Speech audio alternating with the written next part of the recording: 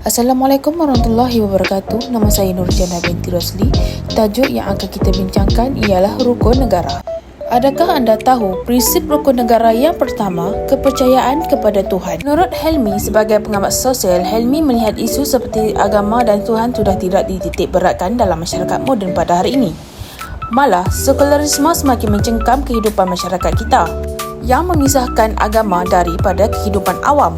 Maka Helmi berfikir sejauh manakah kepercayaan kepada Tuhan masih relevan dan sebagai prinsip utama dalam rukun negara untuk warga negara Malaysia yang baik? Persoalannya, adakah ia masih relevan? Jawapannya, iya.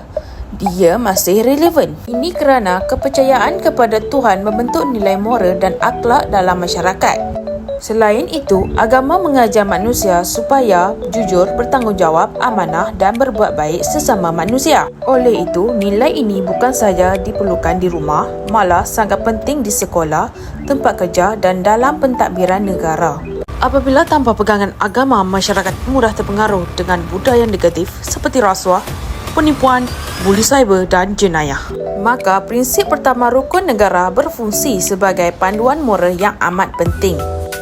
Oleh itu, maksud sekularisme ialah satu fahaman atau prinsip yang memisahkan urusan agama daripada urusan pentadbiran negara, pendidikan, undang-undang dan politik.